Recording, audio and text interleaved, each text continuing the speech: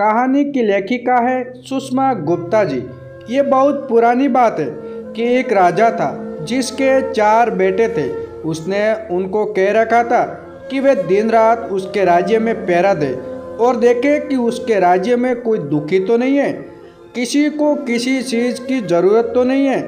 एक सुबह की बात है कि सबसे बड़े राजकुमार को पहरा देते समय एक जोगी मिल गया। वो जोगी एक तालाब के किनारे बैठा हुआ था और उसके पास 4 घोड़े घास चर रहे थे। उसने देखा कि वे घोड़े, जितने भी घोड़े उसके पिता के पास थे, उनसे कुछ अलग ही नस्ल के थे और उनसे अच्छे भी थे। ओ जोगी, तुम कौन हो और तुम यहाँ कब आए? तुम्हें यहाँ क्या चाहिए? जोगी बोला, मुझे तुम चाहिए। राजकुमार ने आश्चर्य से पूछा, मैं? क्यों? मैं इस देश के राजा का सबसे बड़ा बेटा हूँ। मेरे पिता ने मुझे इस देश को देखने और पालने के लिए कहा है कि मैं ये देखूँ किसी को किसी चीज़ की ज़रूरत तो नहीं है। तो तुम ये बताओ कि तुमको किसी चीज़ की ज़रूरत तो नहीं है? जोगी ने फिर वही जवाब दिया, मुझे केवल तुम चाहिए और कुछ नहीं। पर अगर तुम्हें कुछ चाहिए तो तुम मुझे बताओ, मैं तुम्हारे लिए वो ला दूंगा। राजकुमार बोला, और जोगी, मैं तुम्हारे इन बढ़िया घोड़ों में से एक घोड़े पर सवारी करना चाहता हूँ। जोगी बोला, ठीक है, तुम अपनी सवारी के लिए कोई एक घोड़ा ले लो, पर ध्यान रखना कि शाम होने से पहले पहले इसे यहाँ वापस ले आना। जब तुम यहाँ आओगे तो मैं उम्मीद करता हूँ कि मैं तुम्हारे दिन भर की सवारी के बारे में तुम्हारे कुछ अनुभव जरूर सुनूंगा। राजकुमार ने एक घोड़ा चुना और उस पर सवार होकर चल दिया। जैसे ही राजकुमार उस घोड़े पर चढ़ा तो उस घोड़े ने तो बहुत तेजी से भागना शुरू कर दिया। वह एक जंगल की तरफ जा रहा था। वह एक सब्जी के बगीचे के पास जाकर रुक गया। उस बगीचे के चारों तरफ ऐसी बाड़ लगी थी कि उसके अंदर कोई भी नहीं घुस सकता था। राजकुमार जंगल की तरफ कुछ दूर और गया और फिर वहां से लौटने लगा। जब वो वापस लौट रहा था तो उसने देखा कि उस सब्जी के बगीचे के बाड़े में लगे सारे डंडे आसिया बन गए और बगीचे में से सब्जियां काट रहे हैं। ये देखकर उसे आश्चर्य तो बहुत हुआ, पर उसकी वजह उसकी समझ में नहीं आई कि ऐसे कैसे हुआ। वो वहाँ से चलकर जोगी के पास आ गया। जोगी ने उसे पूछा कि उसकी घोड़े की सवारी कैसी रही, उसने रास्ते में क्या कुछ देखा। राजकुमार बोला, मैंने एक बगीचा देखा जिसके चारों तरफ एक जैसी बाड़ लगी हुई थी, जिसमें से अंदर जाना नामुमकिन था। मैं उसे थोड़ा और आगे चला गया। फिर जब मैं वापस लौट कर आया तो देखा कि उसी बाड़ के डंडे आसिया बने उस बगीचे में से सब्जियां काट रहे। जोगी ने पूछा, जानते हो इसका क्या मतलब है? राजकुमार बोला, नहीं, मैं तो नहीं जानता। जोगी बोला, नहीं जानते? और तुम्हारे पिता ने तुमको इस राज्य की देखभाल करने के लिए कहा है, जाओ तुम पत्थर के हो जाओ। जोगी के ये कहते ही राजकुमार पत्थर का हो गया। अगली सुबह राजा का दूसरा बेटा शहर की देखभाल के लिए निकला। वो भी उसी जोगी के पास पहुंच गया। उसने भी जोगी के बढ़िया घोड़े देखे तो वो भी उन बढ़िया घोड़ों को देखकर बहुत खुश हो गया। वो भी जोगी के पास रुका और उससे पूछा कि वो कौन है और वहाँ कहाँ से आया है। जोगी बोला, मैं यहाँ इस देश में कुछ दिनों से घूम रहा हूँ। ये चारों घोड़े मेरे हैं। क्या तुम इनमें से किसी एक घोड़े की सवारी करना चाहोगे? कल राजा का सबसे बड़ा बेटा यहाँ आया था। उसने इनमें से एक घोड़े की सवारी करनी चाहिए। मैंने उसको किसी भी घोड़े को सुनने और उसकी सवारी की इजाज़त दे दी, पर जब सवारी करके वो वापस आया तो जो कुछ उसने रास्ते में देखा था वो उसका मतलब मुझे समझा ना सका, तो मैंने उसको पत्थर का बना दिया। राजकुमार बोला, अच्छा, मगर उसने ऐसा क्या देखा जिसे वो तुम्हें समझा नहीं सका? तब जोगी ने उसे बताया कि उसने क्या देखा था और ये वायदा किया कि अगर वो इस बात को उसे समझा सका कि वे डंडे हसिया में क्यों बदल गए थे तो वह उसके भाई को जिंदा कर देगा। राजकुमार बोला, जोगी, तुमने तो ये बहुत ही मुश्किल सवाल पूछ लिया। जब मैंने उसे देखा ही नहीं है जिसके बारे में तुम मुझसे पूछ रहे हो, तो मैं उससे तुम्हें कैसे समझा सकता हूँ?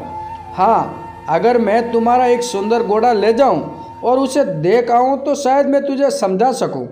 जोगी ने उसको इजाज़त दे दी और वह एक घोड़ा को लेकर वहाँ से चला गया वह घोड़ा भी उसके एक जंगल की तरफ ले गया। वहां जाकर उसने देखा कि नई पैदा हुई बछिया अपनी माँ को दूध पिला रही थी। वह बहुत देर तक इस अजीब दृश्य को देखता रहा और फिर जोगी के पास लौट आया।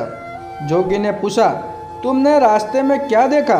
राजकुमार ने उसे बताया कि उसने देखा कि नई पैदा हुई बछिया अपनी माँ को दूध पिला रही थी। जोगी ने उससे भी पूछा, क्या तुम बता सकते हो इसका क्या मतलब हुआ? राजकुमार बोला, मैं नहीं जानता। जोगी बोला, क्या तुम नहीं जानते? राजकुमार उसके इस सवाल का जवाब नहीं दे पाया क्योंकि इससे पहले ही वो पत्थर का बन चुका था। तीसरी सुबह तीसरा राजकुमार शहर की देखभाल के लिए निकला और वो भी जोगी के पास आया। उसने भी उसके घोड़े देखे। वो भी उसके घोड़े देखकर आश्चर्यचकित रह गया। उसने उससे पूछा कि वो कौन था और उसको इतने सुंदर घोड़े कहाँ से मिले।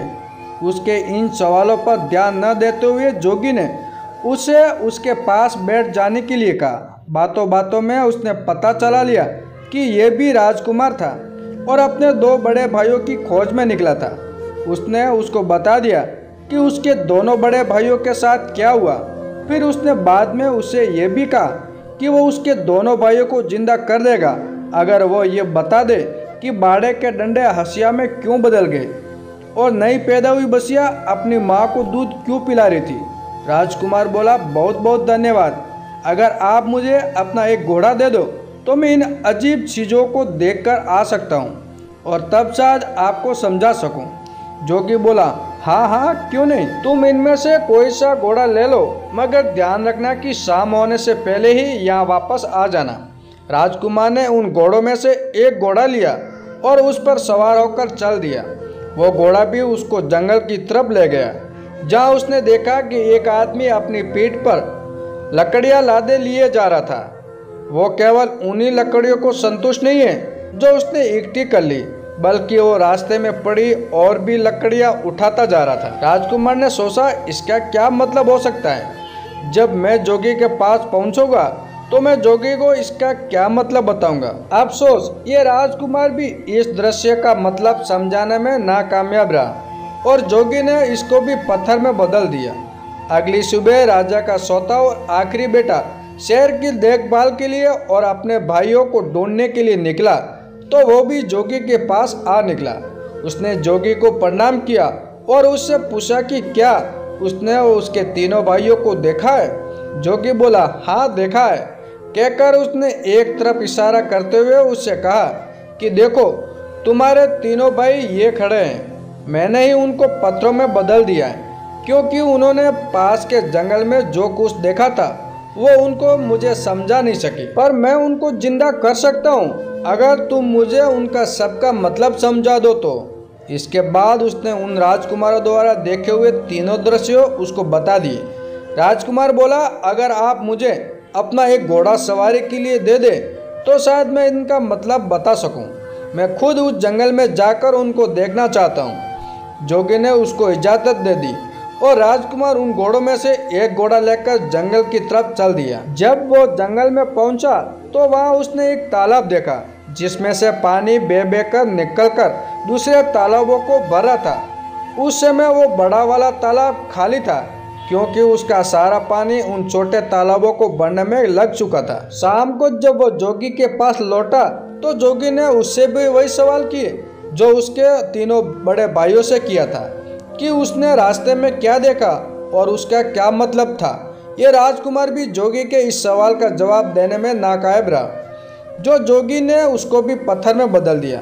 जब राजा को पता चला कि कई दिनों से उसके चारों बेटों में से किसी का भी कोई पता नहीं है तो उसको शक हुआ कि उसके बेटों पर जरूर कोई मुसीबत आ पड़ी है।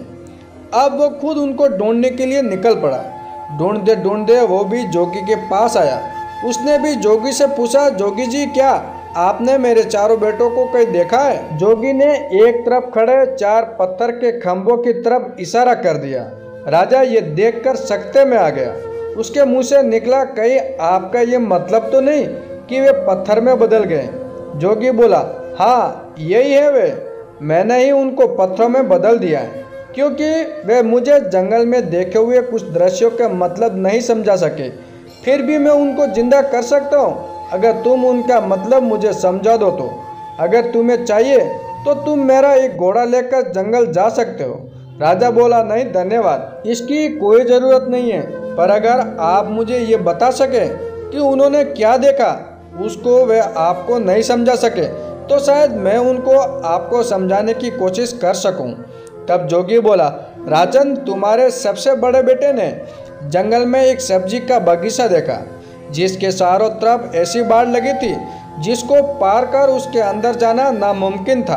पर जब वो वहाँ से लौटा तो उसने देखा कि उस बाढ़ के डंडे हंसिया बनकर उस बगीचे की सब्जियां काट रहे हैं। इसका क्या मतलब है? राजा बोला, यह एक ऐसे आदमी की तस्वीर है जिसके पास कुछ पैसा सुरक्षा के लिए रखा गया हो, और जब वो उस पैसों का मालिक अपना पैसा उसे वापस मांगने आया हो तो उस आदमी ने उसके पैसों को यहाँ तो कहीं छुपा दिया हो या फिर उसे खर्च कर दिया हो, जिससे कि उस पैसों के मालिक को उसका पैसा न मिल पा रहा हो। जैसे ही राजा ने अपना वाक्य पूरा किया कि उसका बड़ा बेटा उसके सामने जिंदा और तंदुरुस्त खड़ा हो गया। जोगी ने अपना दूसरा सवाल किया, तुम्हारे दूसरे बेटे ने एक नई पैदा हुई बछिया को अपनी माँ को दूध पिलाते देखा, इसका क्या मतलब है? राजा बोला, बड़ी अजीब सी बात है कि उसको ये देखकर किसी एक ऐसी स्त्री की याद नहीं आई जो अपनी बेटी की कमाई पर जिंदा रहती हो। राजा के ये कहते ही उसका दूसरा बेटा भी जिंदा होकर उसके सामने आ खड़ा हुआ। तब जोगी ने अपना तीसरा सवाल पूछा, राजन, तुम्हारे तीसरे बेटे ने एक ऐसा आदमी देखा जो अपनी पीठ पर लकड़ियां लादे लिए जा रहा था। वो अपने उस ढेर से संतुष्ट नहीं था और रास्ते में उसको और जो लकड़ियां मिलती जा रही थी वो उनको और भी उठाता जा रहा था, इसका क्या मतलब है? राजा बोला, ये इस बात को बताता है कि कुछ लोग ऐसे होते हैं जो उनके पास जो कुछ भी होता है वे उससे संतुष्ट नहीं होते, उनको हमेशा ही और ज़्यादा की इच्छा बनी रहती है। जैसे ही राजा ने ये शब्द बोले कि उसका तीसरा बेटा भी जिंदा होकर उसके सामने आ खड़ा हुआ। अब जोगी ने अपना चौथा और आखिरी सवाल पूछा, राजन, तुम्हारे सबसे छोटे बेटे ने जंगल में एक तालाब देखा जिससे से दूसरे तालाबों को पानी देने के लिए अपने आप को खाली कर दिया, इसका क्या मतलब है? राजा बोला, जोगी जी, वो बड़ा तालाब दुनिया के उन आदमियों के समान है जो दूसरों को देने के लिए अपना सब कुछ खर्च कर देते हैं, पर बदले में उन्हें क्या मिलता है? कुछ भी नहीं। जैसे ही राजा ये बोला, उसका चौथा बेटा भी जिंदा होकर उसके सामने आ खड़ा हुआ। राजा और उसके चारों बेटे खुशी खुशी अपने महल वापस लौट आए। कुछ समय बाद ही राजा ने अपनी गद्दी छोड़कर अपना राज्य अपने बच्चों को दे दिया और वो खुद जंगल में शांति से रहने के लिए चला गया। दोस्तों, आपको ये कहानी कैसी लगी कमेंट करके ज़रूर बताएं, और हमारे चैनल पे नए हो तो हमारे चैनल को सब्सक्राइब करना ना भूलें। धन्यवाद दोस्तों।